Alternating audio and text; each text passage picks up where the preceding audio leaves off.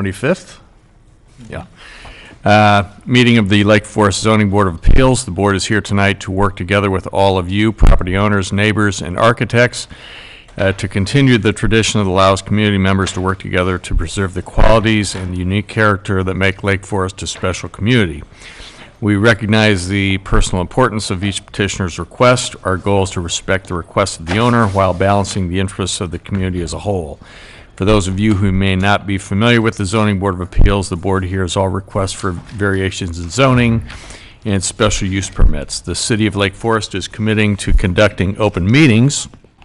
To achieve that goal, the board has adopted meeting procedures that ensure that all parties have an opportunity to speak. The procedures are also detailed on the agendas available at the back of the room. The meeting is also broadcast on cable television. Speaking on behalf of the entire board and city staff, our goal is to move each petition through the review process as quickly as possible, while at the same time balancing the interests of the petitioners, neighboring property owners, and the community at large. So I will start with an introduction of the board, starting from my right. Richard Christoff, 4th Ward. Lloyd Culbertson, 4th Ward. Sam Ciccarelli, 3rd Ward. Stuart Dixon, 2nd Ward. Rich Plonsker, 2nd Ward. And with us from staff, Bob Frankson, 1st Ward, and with us from staff this evening, Kathy Cerniak, Director of Community Development, and Megan Newman, City Planner. The first item on the agenda is the approval of the September 23rd, 2013 meeting minutes. I assume everybody's had a copy and is reviewed. Any comments to those minutes? Nope. Move we accept the minutes. I'll second that. All those in favor? Aye. All those opposed? September 23rd meeting minutes are approved. The next item on the agenda is consideration of request for variances for construction of an attached garage addition within the side and rear yard setback areas at 326 East Westminster. The owners are Marina and Maria Gibbs. Representative is Thomas Hines, architect. And we'll start by asking if there are any declarations of conflicts of interest or ex parte contacts. None. No. None. Okay. I'll swear in the parties that intend to testify this evening on the matter. If you'd like to stand and raise your right hand. Do you solemnly swear, declare and affirm that the testimony you're about to give is true and correct to the best of your knowledge? Thank you. And we'll start with a presentation by the petitioner. That would be, I assume, Mr. Hines. Yes. Yeah. And if you'd make sure the microphone is on, the little red button. Hello, is it on? There's a little button there if it's on red. Green. You're That good. count? You're good. Excellent. Thank you very much for having me this evening to appear before you. I have some things here.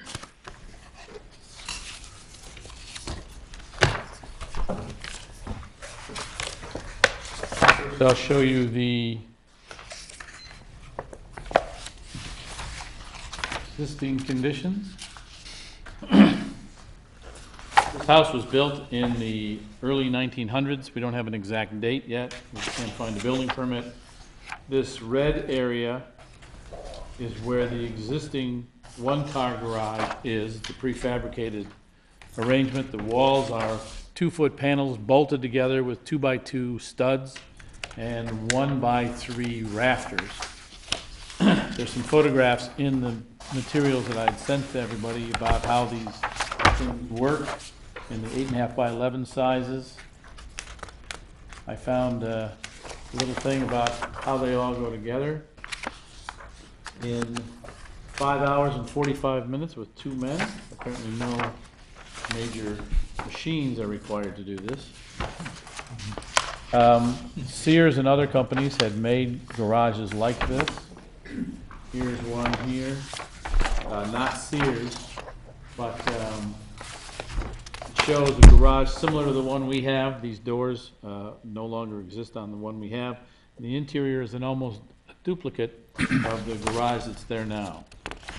And these owners have owned this house for about 2 years now. The current garage sits over the east side yard and is about 2 feet from the house itself, which makes the roof about 6 inches. Working with staff and hearing from the Historic Preservation Group, we thought it would be best to attach the garage to the building, keeping the north wall line approximately the same location as the existing garage is now, but bringing it all the way back and attaching it to the north wall of the building, to this breakfast area. The two owners, Maria and Marina Gips, one of them is apparently confined now to a wheelchair and needs a handicap ramp that we put to the west side of the new garage, coming out of the breakfast room, going down, and then into the garage and also to the outside. We haven't done anything to the front, which is down here. We're going to keep the same existing stairway. And so what we're proposing to do, I get this page away from the other ones, is to do this, which is to put a 1.5 car garage up here with a 5-foot wide ADA handicap ramp from the breakfast area down to grade.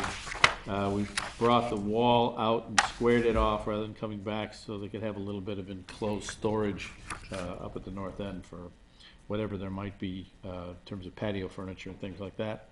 The rest of the building won't change, with one exception. We are interested on the east wall of this building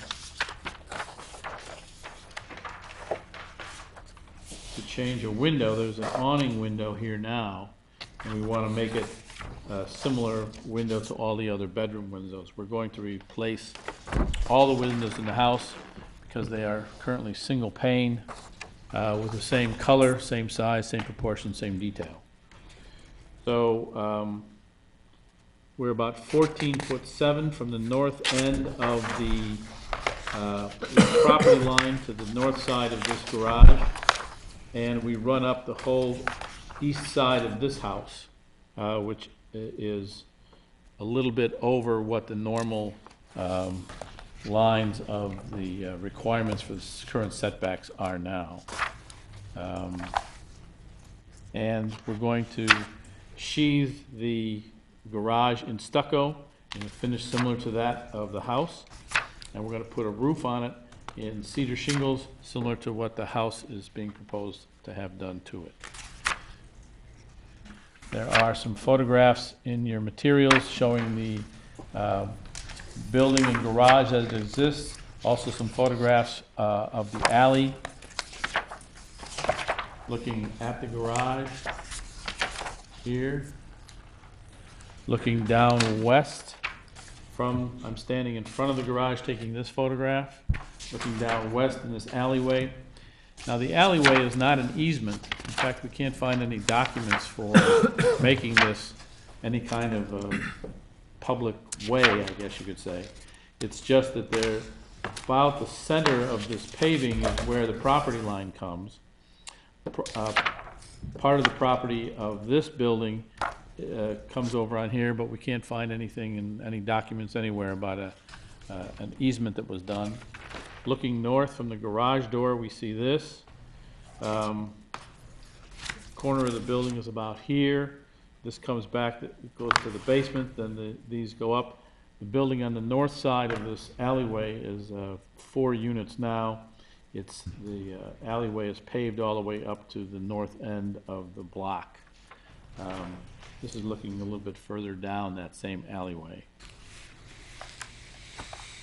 So we're asking for this attached garage to be placed at the north end of the structure with an adjacent 5-foot ADA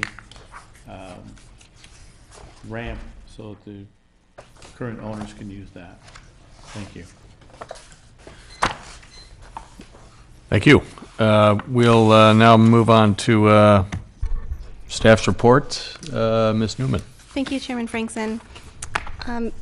This This petition is before the board for consideration of two setback variance requests, one from the rear yard setback and to the north, and a setback variance from the east property line as well. The proposal is for a replacement garage. There's an existing detached garage that is currently sited within the side yard setback and the rear yard setback.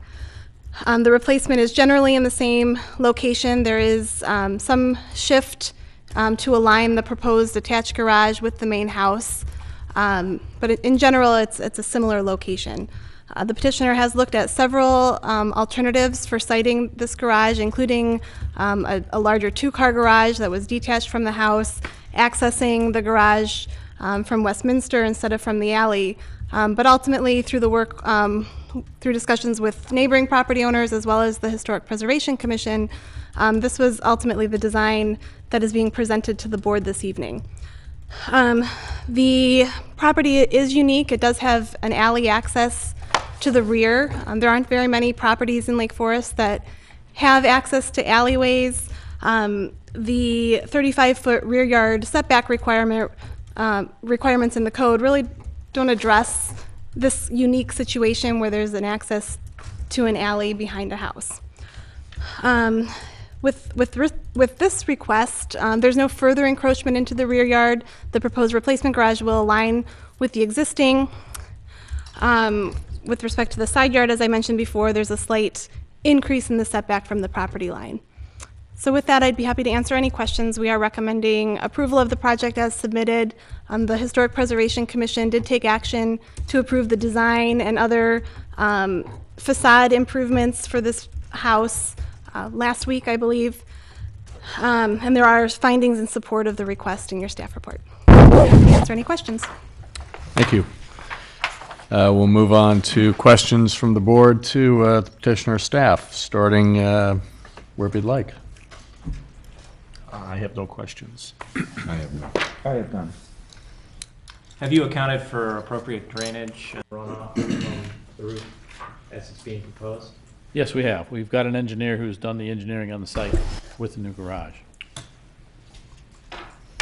No questions. Just a quickie. If you go back to the slide that had the red shaded area of the current garage. Yeah, there you go. Am I reading this right, that the new garage, which is the darker gray shaded area, is actually kind of, it's actually pulled back. The new garage will be pulled back from the, South, yeah, yes. yeah, okay. So the same general area, but it is actually in a more confined footprint than the current garage. Yes, sir. Yeah, okay. I could go on all night, but I don't have any other further questions. So we will move to public testimony. Be rather short. Any final questions? Any staff response? Assume not. Any final board discussion and comment? Stu, I know you've got something here. Really. I think this design as proposed certainly meets all of the requirements and the fact that it's been thoroughly vetted by both city staff as well as neighbors. I'm prepared to vote in support of the proposed plan. And the HPC's given it their blessing, and, you know, it's a straightforward no-brainer, I think. With that, we could belabor the point, or somebody could make a motion.